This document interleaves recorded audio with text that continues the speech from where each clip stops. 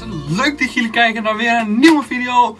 Een gloednieuw top 10 op dit kanaal. Ik ben hier weer, Robbe, voor jullie met een nieuwe video. Er valt hier van alles, even dit goed bewerkstelligen. In ieder geval, ik ben hier vandaag voor jullie met de top 10 creepypastas. Ik weet niet heel goed hoe je het moet schrijven, of hoe je het moet uitspreken. Maar dit is in ieder geval op verzoek van Nick Logan Castricum. Mocht jij nou ook, mocht jij nou ook een suggestie willen achterlaten, of zou jij een video zien van mij graag zien, laat het hier beneden weten in de reacties hieronder. En dan ga ik kijken wat ik daarmee doe. En dan trappen wij af met 1999. Komt zo in beeld, denk ik eigenlijk wel, als ik er een plaatje van kan vinden. In ieder geval, het lijkt eigenlijk een beetje op een teddybeer. Het is Engels. Dus ik ga af en toe een beetje struggelen met de taal, denk ik. Maar ik zal mijn best doen om het voor jullie te vertalen. Simpel gekend, denk ik, als 1999. Het zijn horrorverhalen in ieder geval. Dit verhaal is de meest realistische en het meest realistische en enge urban legends op het internet. Het verhaal van de journey van een Canadese blogger genaamd Elliot. Wacht ervoor, ik ga het eerst al in het Engels oplezen als je mee kon lezen. Als je het kan verstaan, dan horen. Dan heb je geluk. En anders geef ik het even kort weer. In ieder geval, down the meaning of a mysterious TV channel that he watched in the year 99.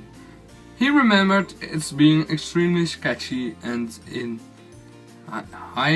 hindsight, he realized that it's the most likely run by a local predator. As continued to investigate, he learned that the man running the channel was attempting to lure children into his house for scareful purposes.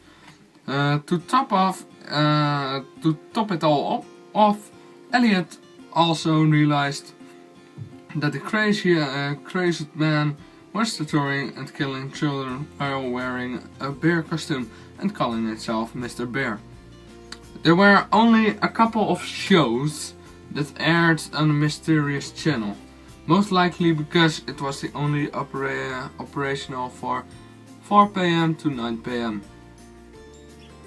The first show, called Booby, and featured characters that were live action hands on top of a table, which was obvious low budget. The show starred a hand named Booby that would find itself in a different situation every episode.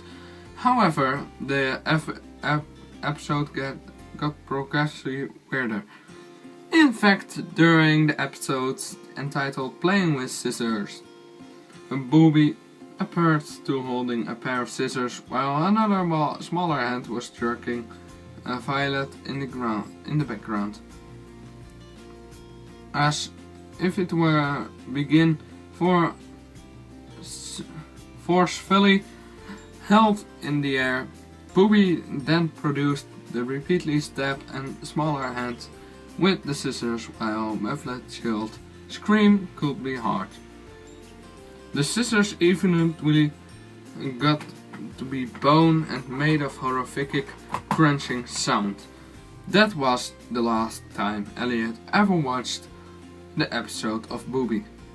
Next up the psychiatric scudo was Mr. Bear's cellar, which featured mentally unstable man dressed up as Mr. Bear.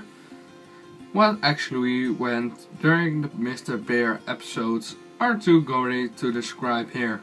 So, if you had to read it for yourself, eventually the police intervened and shut down the sadistic TV channel for good. Het komt er in het kort op neer. Ik ben nu alweer 3 minuten bezig met één verhaaltje. Dit gaat een best lange top 10 worden.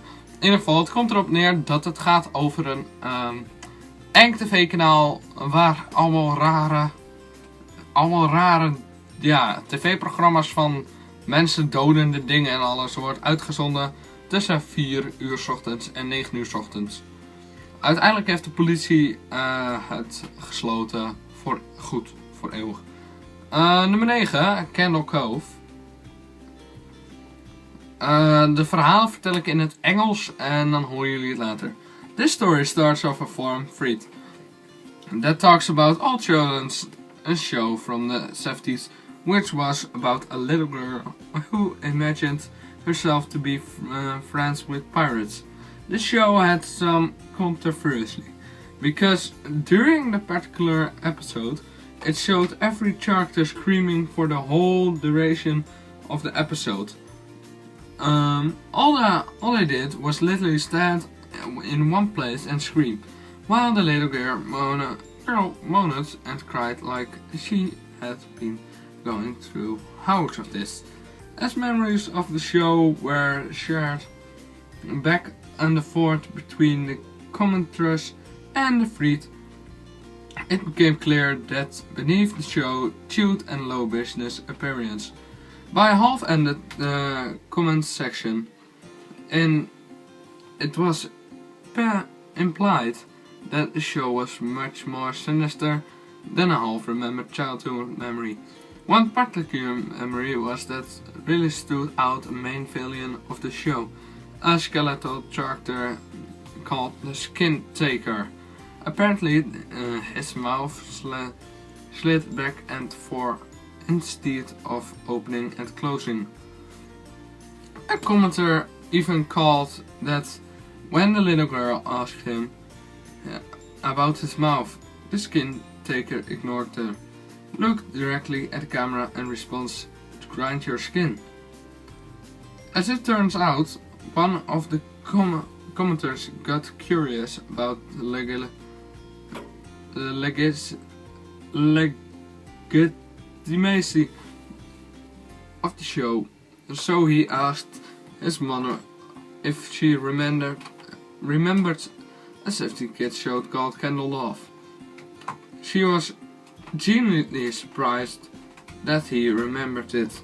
Apparently he would ask for her permission to watch it, and then he proceeded to tune the television to static to watch that air for 30 minutes.